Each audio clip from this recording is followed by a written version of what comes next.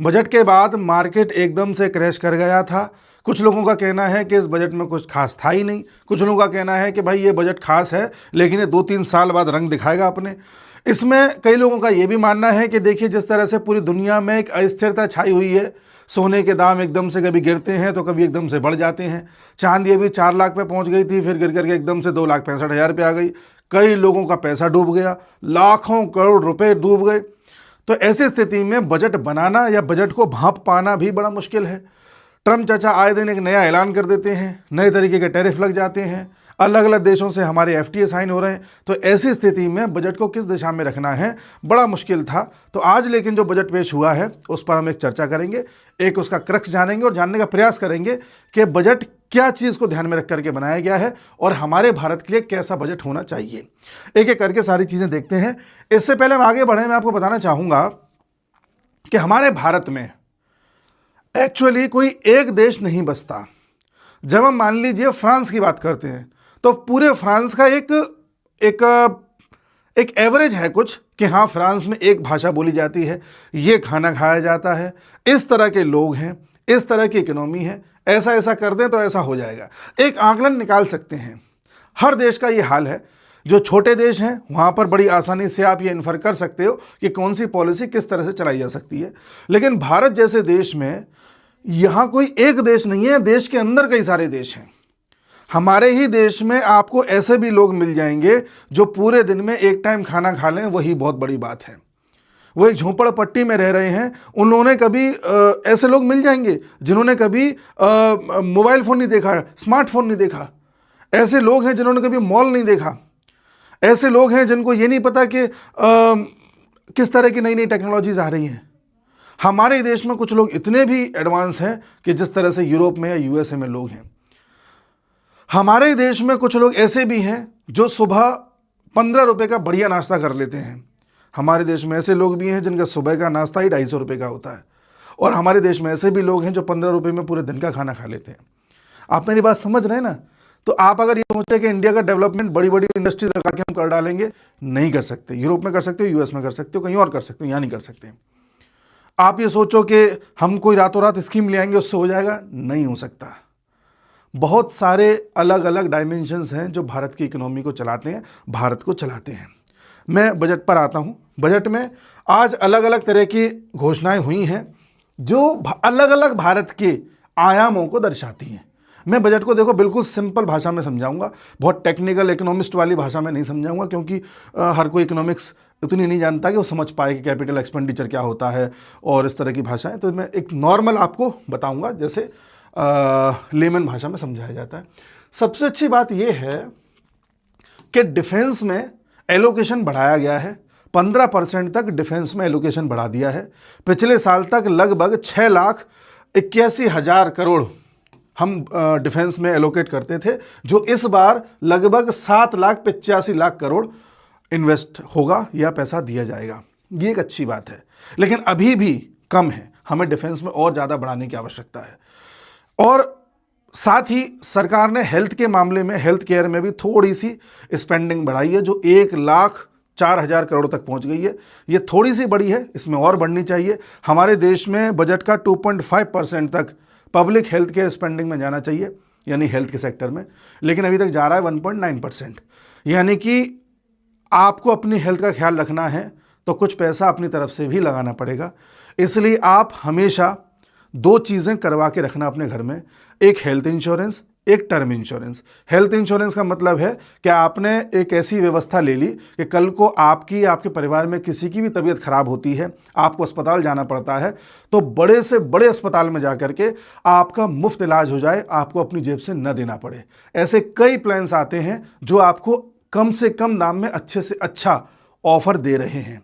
आपके घर में अगर किसी को डायबिटीज़ है, किसी को TB है, किसी को थायराइड है, किसी को अस्थमा, कोई भी बीमारी है, सब कुछ इसमें कवर होता है। एक्सीडेंट तक कवर होता है। बड़े से बड़े अस्पताल की अच्छी से अच्छी सुविधा इसमें कवर होती है। तो एक तो ये करा के रखें, मात्र 400 से 500 रुपये तक का खर्चा आएगा और आप जो है पूरी तरह से लाखों से करोड़ों तक का कवर ले लेंगे। उसी तरह से होता है टर्म इंश्योरेंस, जिसमें कभी मान लीजिए आपके साथ कोई अनहोनी हो गई और परिवार में आप ही कमाने वाले थे, आपके जाने के बाद परिवार कैसे चले, तो एक बड़ा अमाउंट आपके परिवार को दे दिया जाता है, तो जिससे आपके परिवार आगे का खर्चा चला सकता है। अब ये अमाउंट तभी मिलता है जब आप टर्म इंश्योरेंस ले लेते हैं। इसमें भी 400 से 500 रुपये का खर्चा आता है हर महीने का, और 1 करोड़ तक का इसमें आपको अमाउंट मिलता है। कोई लाखों तक का लेते हैं, कोई 1 करोड़, कोई 2 करोड़ तक का लेता है, डिपेंडिंग अपॉन कि आप किस एज पे ले रहे हैं। तो एक ये भी करा के रखें, मैंने डिस्क्रिप्शन में लिंक दिया है, कमेंट बॉक्स में पिन किया है, वहाँ जा करके आप अपने लिए अच्छी स्कीम्स देख करके इन दोनों हेल्थ इंश्योरेंस, टर्म इंश्योरेंस को ले सकते हैं। अगर आप ऑनलाइन लेते हैं तो 15% से 25% तक आपको छूट भी मिलती है, तो ये चीज़ अवश्य कराएं। अब मैं आगे बढ़ता हूं कि सरकार ने हेल्थ में बढ़ाया है, लेकिन अभी भी हम उससे पीछे हैं। एजुकेशन में ठीक है, उसमें भी बढ़ाया है, लेकिन उसमें भी पीछे हैं। ये कुछ की सेक्टर्स होते हैं, डिफेंस, एजुकेशन, हेल्थ, हम उस पॉइंट को नहीं टच कर पा रहे हैं जो एक आइडियल पॉइंट होना चाहिए। बस ठीक है, धीरे धीरे बढ़ रहे हैं। सरकार ने टैक्स स्लैब में कोई अंतर नहीं किया है, जो पिछली बार था वही चल रहा है। अब हर साल थोड़ी ना करते रहेंगे, क्योंकि नहीं पता ना कि दुनिया में किस तरह से इकोनॉमी जाएगी, किस तरह से पूरा ग्लोबल इकोनॉमिक शिफ्ट एक साल में कहाँ पहुँचाएगा, ये विद द टाइम पता चलेगा। अब देखिए, मैं आपको दिखाता हूँ कि कैसे हमारे, अच्छा, इन्होंने कहा 9वीं बार निर्मला सीतारमण जी बजट को पेश कर रही थी, जो हमारी फीमेल मंत्री हैं। इन्होंने 3 कर्तव्य की बात करी है जो 2026-27 में माने जाएंगे, यानी कि 3 हमारी मेन ड्यूटीज़ होंगी, जिसमें हमें speed up and keep strong economic growth by making India more competitive and better able to handle changes in the world economy. दुनिया में जिस स्तर पे चेंजेस हो रहे हैं, जिस तरह से कॉम्पिटिटिव दुनिया बन रही है, तो ऐसी स्थिति में भारत अपने आप को इकोनॉमिक ग्रोथ भी प्रदान करता रहे और तेज़ी से आगे भी बढ़ता रहे, ये ध्यान रखना है। दूसरा, help meet people's dream, build their skills and turn them into active partners in the country journey to wealth and success. हमारे देश को सक्सेस दिलाने में, उसको आगे बढ़ाने में, वेल्दी बनाने में, लोगों को वेल्दी बनाने में, उनके सक्सेस में, इन सब में सामंजस्य बन सके और लोगों की ड्रीम्स पूरी हो सके, जिससे कि देश को भी इससे फ़ायदा हो। उसके बाद, मेक श्योर एवरीवन्स बेनिफिट्स, सबका साथ सबका विकास, सबका बेनिफिट हो। वही वाली बात आप समझ गए क्या लिखा है इसमें, ठीक है। न्यू इनकम टैक्स एक्ट 1 अप्रैल 2026 से लागू हो जाएगा।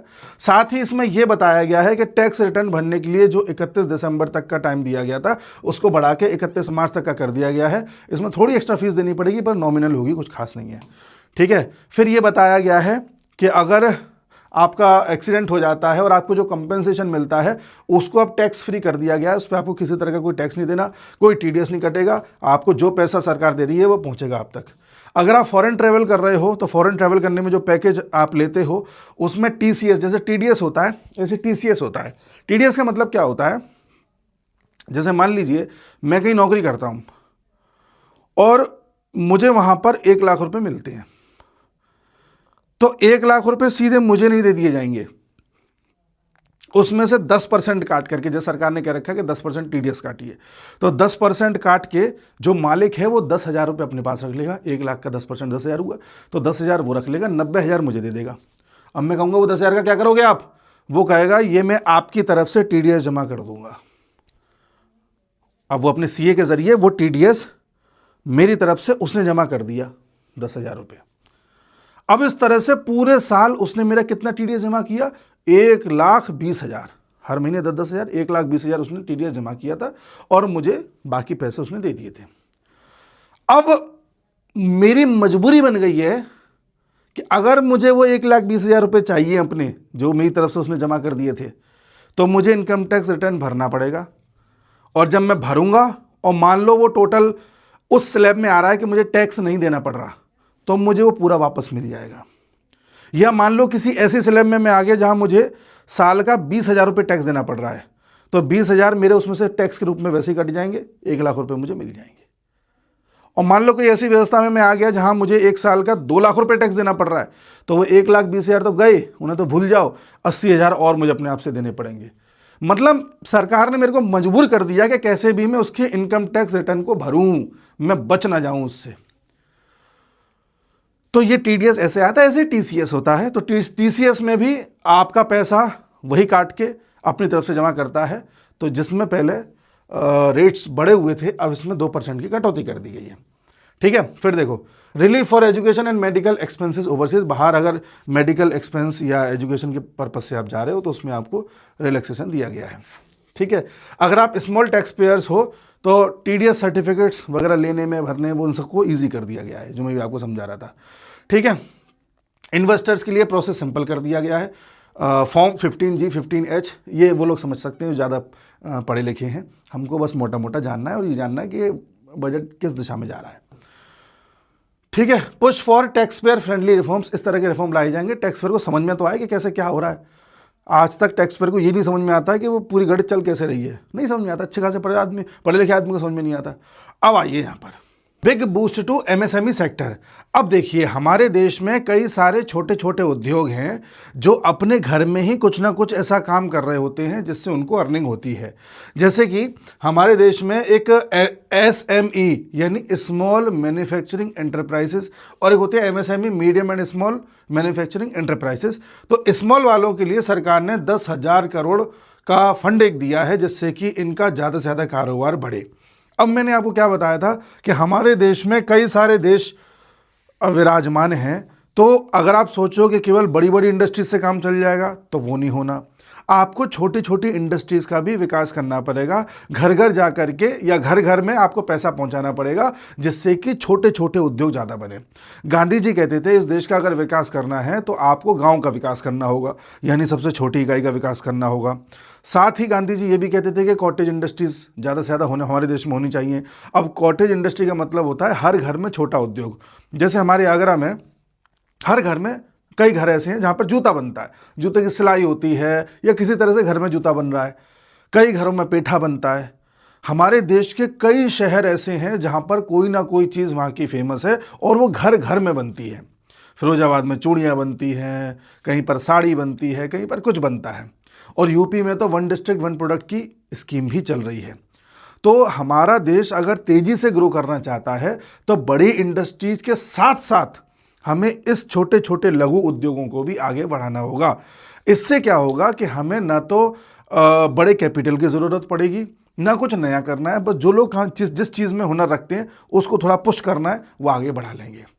इसमें भी सरकार काम कर रही है, इसलिए इसमें बजट आवंटित किया गया है। किसी किसान के घर में गेहूं कट के आते हैं और गेहूं बेचने चला जाता है बाज़ार में।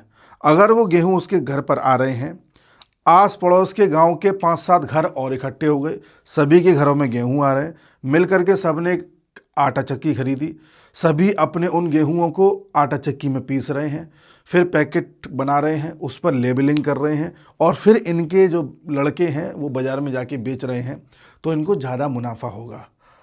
इस तरह से हमारे देश में बहुत बड़े स्तर पर फार्मर्स को फ़ायदा हो सकता है।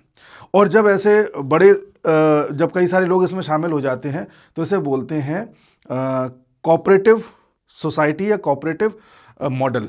जैसे अमूल है या लिज्जत पापड़ है, तो कई लोगों ने मिल करके पैसा लगा करके इसको खोला था और आज देखिए क्या बढ़िया तरीके से चल रहा है। तो सरकार इसको भी चलाना चाहती है। सरकार ये भी चाहती है कि हमारे देश की जो खुशबू है, जो संस्कृति है, जो हर सिटी की जो खासियत है वो दुनिया में बिखरे। वो ये ना हो कि हम उसे दबा दें विदेशी कल्चर के चक्कर में, तो हम उसको भी बिखेरना चाहते हैं।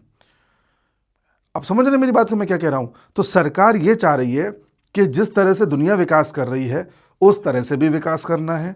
जो विकास भारत के लिए उपयोगी है घर घर वाला, वो भी करना है। जो भारत की जड़ें हैं उनको भी दुनिया तक पहुंचाना है, उनको मजबूत भी करना है और उसकी खुशबू दुनिया तक पहुंचानी भी है। इन सबको पैरेलल किया जा रहा है, एक को ध्यान नहीं, सबको पैरेलल। और एआई के दुनिया में भी आगे बढ़ना है, क्योंकि आगे का जो फ्यूचर है वो एआई है। हम इन्हीं में अटके रहे तो फिर इन्हीं में अटक जाएंगे। तो हमें ये सारे सेक्टर एक साथ उठाने होंगे। इसलिए इस पूरे बजट में आप देखिएगा 2-3 वर्ड ऐसे हैं जो ये बता दे रहे हैं कि ये बजट किस तरफ जा रहा है। जैसे मैं भी आगे बढ़ूंगा, इस पर आपको एक चीज़ दिखाता हूँ। एक वर्ड यूज़ किया गया, ऑरेंज इकोनॉमी। अब यूपीएससी की तैयारी करने वाले या पीसीएस की तैयारी करने वाले विद्यार्थी ध्यान दें। ऑरेंज इकोनॉमी कौन सी इकोनॉमी होती है? ऑरेंज इकोनॉमी का मतलब ऐसी इकोनॉमी जो एंटरटेनमेंट से जुड़ी हो, कला से जुड़ी हो।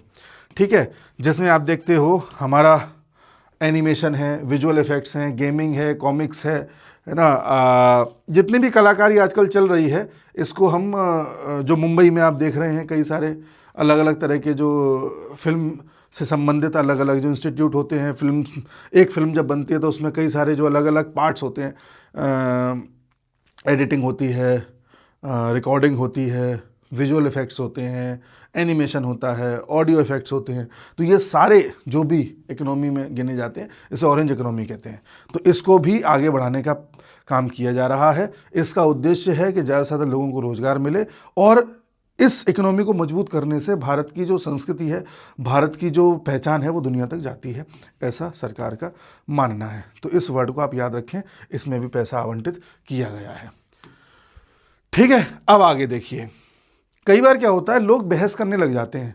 मैं कमेंट बॉक्स में देखता हूँ, अपने चैनल पे भी, इंस्टाग्राम पे भी देखता हूँ, या औरों के भी देखता हूँ। तो जब आप एक पहलू की बात करते हो तो लोग काउंटर करते हैं दूसरे पहलू से। जैसे मैं देख रहा था कि कोई एक मीम बना के चला रहा था कि देखो, दक्षिण भारत में एक दक्षिण भारत है जहाँ पर सुनीता विलियम्स आई हुई हैं, उनसे लोग बात कर रहे हैं, और एक उत्तर भारत है जहाँ पर लोग ये पंडितों के चक्कर में पड़े हुए हैं, बागेश्वर बाबा के पास जा रहे हैं। देखिए कितना अंतर है उत्तर और दक्षिण भारत में। तो लोग जब ये कहते हैं ना, या तो ये या ये गड़बड़ है। भारत का मतलब है ये दोनों। आप सुनीता विलियम्स की बात कर रहे हैं, उनका पूरा सम्मान है, उनके काम को पूरा आदर है, लेकिन ये भी याद रखिए कि भारत ही था जिसने सबसे पहले एस्ट्रोलॉजी को और एस्ट्रोनॉमी को समझा था। भारत का कैलेंडर ही है जो मोस्ट साइंटिफिक कैलेंडर है, जो दुनिया को पता भी नहीं था। तब हम ग्रह खोज चुके थे, हमको नक्षत्र भी पता थे, हमको चंद्रमा का ज्ञान भी था, हमें यह भी पता था कि सूर्य के इर्द गिर्द पृथ्वी घूम रही है। तो हमें उसका भी सम्मान करना है। तो ये एक थिंकिंग इस बजट से निकल के आ रही है। ठीक है, तो मैं कहा था big boost to MSME sector. इसके बाद सरकार कह रही है मैन्युफैक्चरिंग और सेल्फ रिलायंस में हम क्या करेंगे, हम 7 इंपॉर्टेंट और एडवांस सेक्टर में पैसा लगा रहे हैं, उसको एक्सपेंड कर रहे हैं। हम महात्मा गांधी ग्राम स्वराज प्रोग्राम को बढ़ा रहे हैं, जिससे खादी और हैंडलूम वर्कर्स को मदद मिले। अब देखो, खादी को भी बढ़ा रहे हैं, हैंडलूम को भी बढ़ा रहे हैं। Setting up large textile parks through a competitive process, बड़े बड़े टेक्सटाइल के पार्क्स। अब देखिए, हमने यूरोपीय यूनियन से जो संधि करी है, जो FTA साइन किया है, अब इसके बाद हमारे कपड़े यूरोप में जाकर के सस्ते बिकेंगे और यूरोपियंस हमसे कपड़े खरीदेंगे। पहले क्या था कि बांग्लादेश और पाकिस्तान को ज़्यादा तवज्जो दी जा रही थी, बांग्लादेश विशेष तौर से। हम भी सोच रहे थे ठीक है, बांग्लादेश की इकोनॉमी चल रही है, चलने दो। लेकिन अब जिस तरह से पाकिस्तान बांग्लादेश नाटक करने लगे हैं, हमने कहा हम कर लेते हैं FTA, अब हम अपनी टेक्सटाइल को आगे बढ़ाएंगे, ये वैसे ही डूब जाएंगे। पाकिस्तान में तो हाहाकार मच गया है कि जो थोड़ा बहुत हमारा एक्सपोर्ट होता था वो पूरा डूब जाएगा, या अल्लाह अब क्या होगा। ठीक है, फिर introduction of a national fibre scheme to make India self sufficient in fibres. Fibre scheme भी टेक्सटाइल से संबंधित है। Extra 4000 crore added to the self reliance India fund in 2027 के इस साल में 4000 करोड़ और दिए गए। 20,000 crore planned over 5 years for carbon capture, utilisation and storage. अब हम कार्बन पे भी ध्यान दे रहे हैं। पूरी दुनिया में आज क्लाइमेट चेंज है, पॉल्यूशन है, ग्लोबल वार्मिंग है। इसके मुख्य जिम्मेदार कौन है? यूरोप है, USA है और फिर चाइना है। इन्होंने अपना अपना विकास कर लिया, खूब धुआं निकाला, खूब इंडस्ट्रियलाइजेशन किया। जब पूरी दुनिया का क्लाइमेट बिगाड़ दिया, अब वो हमसे कहते हैं कि भारत को चाहिए कि इस तरह से विकास करे कि कार्बन ज़्यादा एमिट ना हो। हमने कहा तुम मत समझाओ, अपने आप इस तरह से ही चल रहे हैं। तो वो जिम्मेदारी भी हमने ले रखी है। अब इंफ्रास्ट्रक्चर और कनेक्टिविटी में क्या कर रहे हैं? पब्लिक कैपिटल स्पेंडिंग, यानी कि सरकारी पैसे को खर्च किया जाएगा। जो पहले 11.2 लाख करोड़ खर्च किया जा रहा था, अब 12.2 लाख करोड़ खर्च किया जाएगा। इसमें थोड़ी बढ़ोतरी की गई है। ठीक है, ऐसे शहरों पर ध्यान दिया जाएगा जहां पर 5 लाख से ज़्यादा की आबादी है, Tier 2, Tier 3, वहाँ पर ज़्यादा से ज़्यादा सड़कें हैं, ट्रांसपोर्टेशन और अन्य प्रोजेक्ट्स पर ध्यान दिया जाएगा। लगता तो नहीं है, शायद हो रहा होगा। 7 हाई स्पीड रेल कॉरिडोर्स बनाई जाएंगे, तेज़ी से गाड़ी चलेंगी। लेकिन ये गाड़ी ज़रूरी नहीं है कि सर्दियों में टाइम पर आए।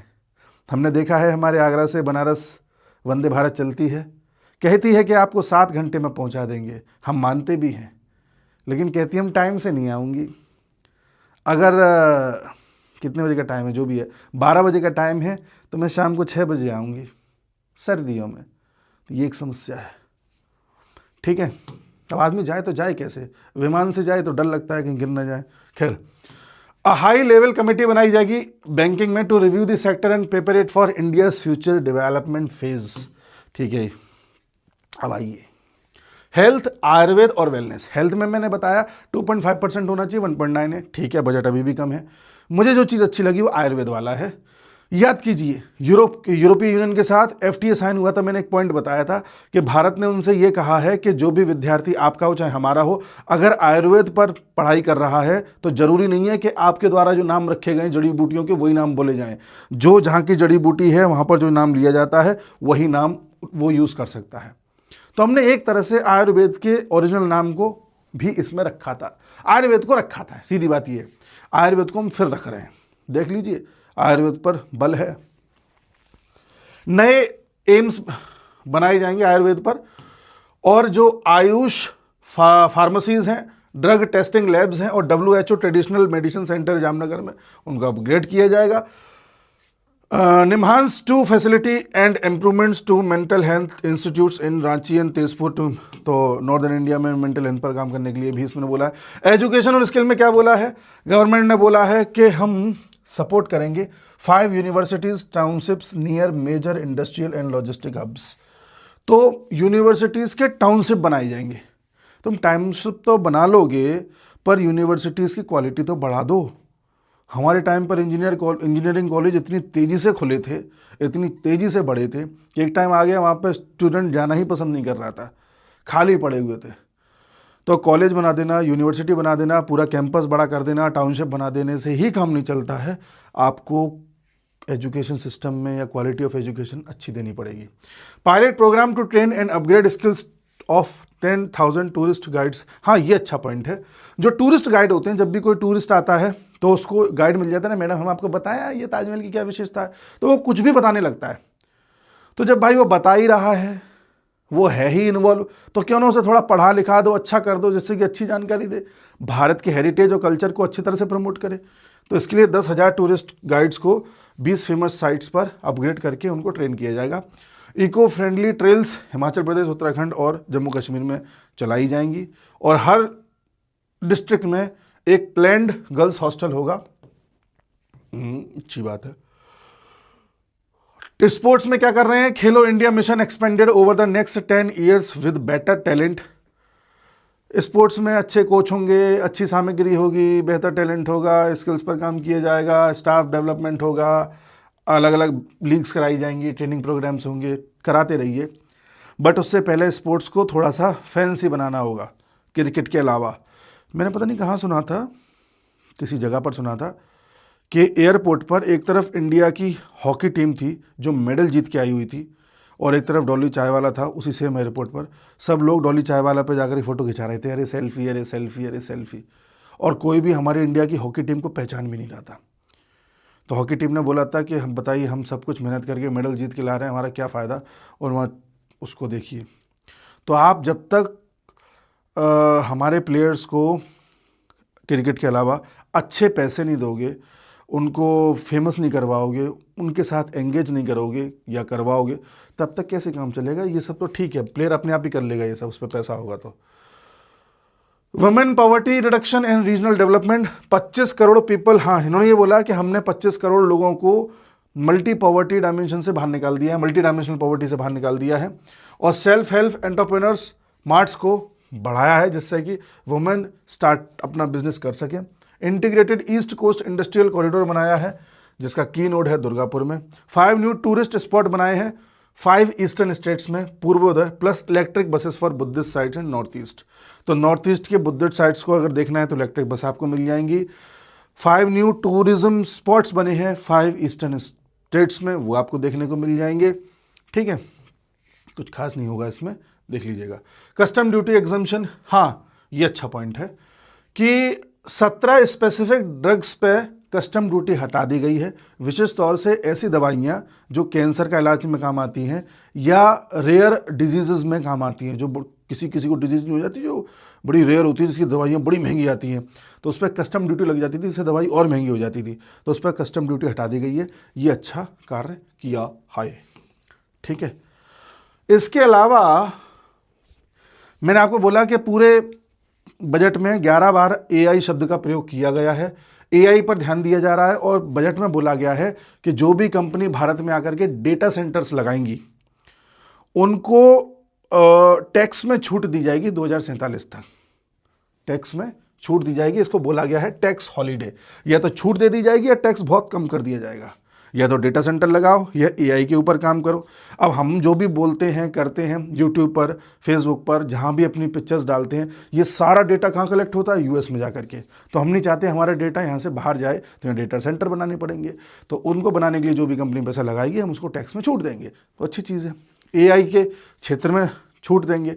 साथ ही सरकार ने क्या किया है कि आने वाले समय में एआई हो गया, सेमीकंडक्टर हो गए, या इलेक्ट्रॉनिक डिवाइसेस में यूज़ होने वाले मिनरल्स हो गए, इनका यूज़ हम ज़्यादा से ज़्यादा करने वाले हैं। और जाहिर सी बात है कि इनको अभी क्या होता है, बाहर से मंगवाना पड़ता है। तो हम ये सोच रहे हैं कि हमारे देश में ही जो क्रिटिकल मिनरल्स हैं, या रेयर अर्थ मिनरल्स हैं, उनको खोजा जाए। हम अभी दूसरे देशों से मंगा रहे हैं, चाइना से ज़्यादा मंगा रहे हैं, तो हमारे देश में ऐसे मिनरल्स खोजे जा सकें, इसलिए देखिए रेयर अर्थ कॉरिडोर्स बनाए जाएंगे 4 स्टेट्स में, तमिलनाडु, केरल, उड़ीसा, आंध्र प्रदेश। तटीय क्षेत्र हैं, वहाँ की सैंड में मिलने के चांसेस हैं, समुद्र के नीचे मिलने के भी चांसेस हैं, इसलिए तो ये अच्छी चीज़ है, हम इस पर काम करेंगे। ठीक है। और इसमें यह भी बोला गया है कि rare earth permanent magnets was launched in November 2025। We are now proposed to support the mineral-rich states Odisha, Kerala, Andhra Pradesh and Tamil Nadu to establish dedicated rare earth corridor to promote mining, processing, research and manufacturing। तो इन चारों states में क्या होगा? Mining होगी, processing होगी, research होगी, manufacturing होगी। ये अच्छी चीज़ है, ठीक है, जिससे एआई के सेक्टर में हम आगे बढ़ सकें। तो कहाँ भारत, देख रहे हो बजट क्या बता रहा है कि कहाँ हम खादी पर भी काम कर रहे हैं और कहाँ हम एआई पे भी काम कर रहे हैं। ये है अलग अलग भारतों को समावेश करने वाला तरीका। अच्छी चीज़ है। मिनिस्ट्री ऑफ डिफेंस में मैंने बताया 15% बजट बढ़ा दिया गया है, पर फिर भी उतना नहीं है। उसके अलावा मैंने आपको ये बता दिया ना, ऑरेंज इकोनॉमी मैंने बता दिया है। एक जो घटना आज हुई, मैंने आपको बताया था कि एकदम से बाजार क्रैश कर गया। क्रैश क्यों कर गया? क्योंकि एक चीज़ लाई गई है, सिक्योरिटीज ट्रांजैक्शन टैक्स, STT। ये STT यूपीएससी वाले याद रखें, ये वो टैक्स है जब भी आप कोई ट्रेडिंग करते हो, तो ट्रेडिंग करने में आप पैसा लगाते हो। मैं आपको दिखाता हूं, उसमें लिखा होगा, या कहीं भी आप फंड्स में पैसा लगाते हो, तो उससे होने वाला जो फायदा होता है उस पर ये टैक्स लगेगा। आपका कोई नुकसान हुआ तो तब भी होगा। देखिए, परचेज और sale of an equity share in a company, अगर आप शेयर लेते हो या किसी तरह से आप उसमें डिविडेंड लेते हो या किसी तरह से आप उसमें इक्विटी लेते हो, ठीक है, तो इन सभी में आपको अगर फ़ायदा होता है तब भी आपको टैक्स देना है, नुकसान होता है तब भी ये टैक्स देना है। तो लोग एकदम से माथा पकड़ गए, अरे हमने तो पैसा लगाया था, फंस गए। अब या तो लोग लगाएंगे नहीं या जल्दी से निकाल लेंगे, इससे पहले टैक्स देना पड़े, निकाल लो। तो जब पैसा निकल जाएगा तो धड़ाम गिरेगा मार्केट, इसलिए मार्केट गिरा था। ठीक है। उसके बाद टेक्सटाइल पर बहुत ज़्यादा सरकार बल दे रही है, पाकिस्तान और बांग्लादेश को कमज़ोर करने के लिए, जिसमें national fibre scheme, textile expansion and employment scheme, national handloom and handicraft programme. North east में हैंडीक्राफ्ट पर बहुत काम होता है, तो नॉर्थ ईस्ट के हैंडीक्राफ्ट को अगर हम अच्छे से पुश कर सके तो न सिर्फ इंडिया में बल्कि विदेशों में भी अच्छे खासे तरीके से बेचा जा सकता है। टैक्स इको इनिशिएटिव, समर्थ 2.0, इन सब के जरिए, फिर मेगा टेक्सटाइल पार्क्स और technical textile, Mahatma Gandhi Gram Swaraj initiative, 1 district 1 product जो मैंने आपको बताया था अभी, ठीक है। एक्सपोर्ट प्रमोशन मेजर्स, कैसे हमारे रीजनल प्रोडक्ट को हम एक्सपोर्ट करें, उसके प्रमोट करें, उस पर काम किया जा रहा है। Liquidity support for textile MSMEs through trades. अब ये क्या है ट्रेड्स? ये है ट्रेड रिसीवेबल्स डिस्काउंटिंग सिस्टम, ठीक है। इसमें 7 लाख करोड़ सरकार ने ऑलरेडी दिए हुए हैं, ठीक है। तो ट्रेड्स के ज़रिए पैसा मिलता है उन उद्योगों को जो टेक्सटाइल के क्षेत्र में काम कर रहे हैं। और फिर ये 10,000 करोड़ का जो फंड दिया जा रहा है SMEs को, जिसका मैंने चर्चा करी थी, उसको बोला गया है क्रिएशन ऑफ चैंपियन SMEs। उसमें भी पैसा दिया जा रहा है और टेक्सटाइल भी इसमें शामिल होंगी। तो आप समझ पाए, इस बजट में कोई ऐसी आकर्षक लाइन नहीं है कि जिसको सुन के आप खुश हो जाएंगे, हाँ कल से ये बदल जाएगा। बट इस बजट में ये भी नहीं है कि बड़ा निराशावादी हो, बट इस बजट का मैं आपको जो परसेप्शन देना चाह रहा हूँ वो ये कि बजट को अगर अच्छे से अध्ययन करोगे तो आप समझोगे कि भारत किसी एक पॉलिसी से या किसी एक फॉर्मूले से नहीं चल सकता। हमारे एक भारत में कई भारत हैं और हमें वो सारे भारत आगे बढ़ाने हैं। इसलिए कोरोना काल में लोगों ने कहा था हमारी इकोनॉमी देखो नेगेटिव में चली गई है, अब तो ये 4-5 साल तक नेगेटिव में रहेगी, ऊपर आ ही नहीं पाएगी। लेकिन वी शेप में रिकवरी करी थी। क्यों करी थी? क्योंकि जो लोग अनुमान लगा रहे थे कि अब ये वापस कभी नहीं आएगी, वो ये सोच रहे थे कि पूरा भारत एक तरह से काम करता है। लेकिन बाउंस बैक इसलिए करी कि पूरे भारत में कई भारत हैं। तो अगर मान लो एक भारत में 10 भारत हैं और 10 में से 5 भारत खराब चल रहे हैं, नेगेटिव में चल रहे हैं, तो बाकी 5 से उठा लेंगे। समझिए आप धीरे धीरे। तो ये पूरी बातें हैं। उम्मीद है मैं आपको एक इंसाइट्स दे पाया हूँगा। बाकी आप भी, मैंने जैसा कि बताया, हेल्थ इंश्योरेंस, टर्म इंश्योरेंस अवश्य ले लेना, आपका पैसा बहुत बच जाएगा। लिंक दिया हुआ है डिस्क्रिप्शन में, कमेंट बॉक्स में। केवल 400 से 500 रुपये महीने का खर्चा है। हेल्थ इंश्योरेंस में भी इतना ही है और उसमें टर्म इंश्योरेंस में भी इतना ही है। आपकी फैमिली इसमें सिक्योर हो जाएगी। मिलते अगली वीडियो में। नमस्कार।